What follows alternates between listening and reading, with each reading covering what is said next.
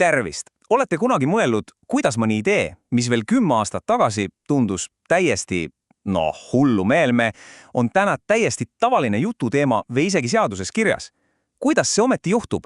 Just see ongi küsimus, millele me täna vastust otsime. Nii et küsimegi otse, et kuidas ikkagi liigub üks idee ühiskonna äärealadalt otse võimukoridoridesse. Tuleb välja, selle protsessi mõistmiseks on olemas üks päris nutikas tööriist. Okei, lähme asja juurde. See kontseptsioon, millest räägime, on Overtoni aken.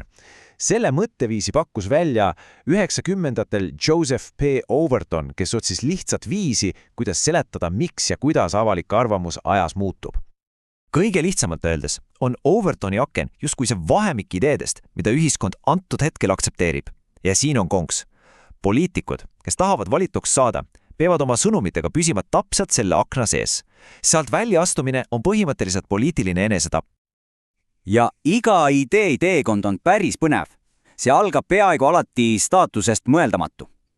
Siis ajapikku hakatakse seda pidama radikaalseks, sealt edasi muutub see aktsepteeritavaks ja siis läheb kiireks. Ideest saab mõistlik, siis populaarne ja hops, ongi see poliitika. Just see ongi protsess, mis nihutab tervet seda akent. Aga kuidas see aken siis täpselt nihkub? See pole ju kunagi paigal. Mõnikord toimub muutus aeglaselt ja justkui iseenesest, aga väga tihti on see hoopis kellegi teadliku ja strateegilise töö tulemus. Akent võivad mõjutada igasugused jõud. Suured kriisid, näiteks sõjad või majanduslangused, võivad seda nihutada lausa üleöö. Aga ka aeglased kultuurilised muutused, mõttekodade pidev töö ja muidugi meedia. Eriti meedia mängib siin tohutut rolli. Ja jah, mõnikord on see liikumine täiesti teadlik manipulatsioon. Ja siit läheb asi eriti huvitavaks. Üks peamisi tehnikaid akna nihutamiseks on just see. Sa tood debatti sisse mingi täiesti absurdse äärmusliku seisukoha. Mitte sellepärast, et sa sellesse usuks, vaid selleks, et sinu tegelik, natuke vähem radikaalne eesmärk tunduks selle kõrval äkki täitsa mõistlik. Sotsiaalpsühholoogias on sellel isegi oma nimi, uks-näkku tehnika. Kujutage ette, et küsite sõbralt 100 eurot lainuks ja ta ütleb kindla ei. Aga siis küsite 10 eurot. See tundub nüüd esimese soovi kõrval nii väike, et ta on palju altim nõustuma. Täpselt sama loogika töötab ka suures poliitikas. Okei, aitab teooriast. Vaatame nüüd, kuidas see Overtoni aken päris elus reaalsete näitede kaudu tegelikult nihkunud on. See ajalooline näide näitab midagi ulimalt olulist. Aken ei liigu ainult ühes suunas.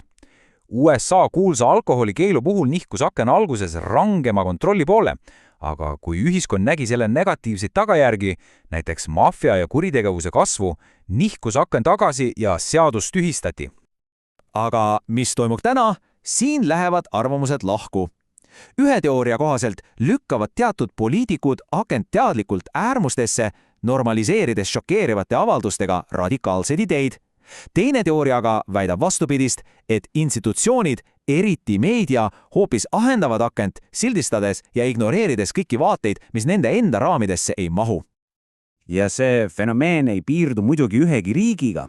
Vaadake näiteks aborti, mis on ühes riigis põhiseaduslik õigus, on teises kriminaalkuritegu. Või samasoolist abielu, mis on liikunud mõnekümne aastaga mõeldamatus seaduseks paljudes lääneriikides.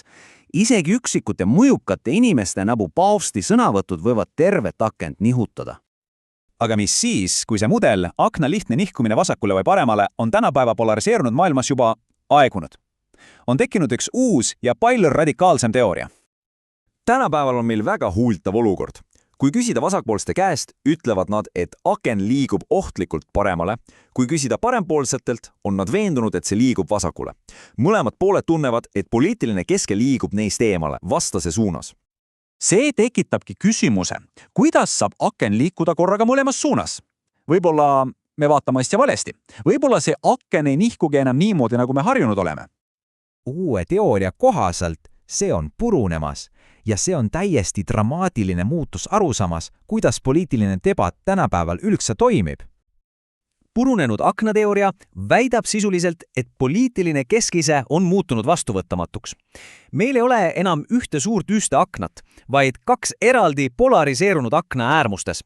See tähendab, et kompromiss ja tsentrism on ise muutunud peaaegu mõeldamatuks. Okei, see kõik on huvitav, aga miks see teile oluline peaks olema? Sest Overtoni akna mõistmine on tegelikult võimas tööriist, millega analüüsida maailma enda ümber.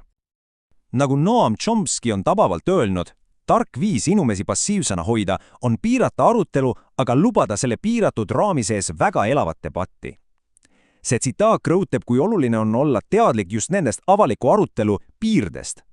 Nii, et kokkuvõttes, mis me siis kaasa võtame? Mõelge Overtoni aknast kui poliitilise ilmateatest.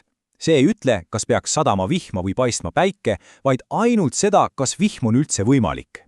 Selle kontseptsiooni mõistmine aitab teil lihtsalt ära tunda, kui keegi üritab teadlikult debatti piire nihutada. Ja ma jätan teid selle mõttega. Nüüd, kui te teate, mis on Overtoni aken, hakake enda ümber ringi vaatama. Pange tähele, kes üritab seda akent lükata, ahendada või isegi purustada. Vastus võib teid üllatada. Aitäh kaasa mõtlemast!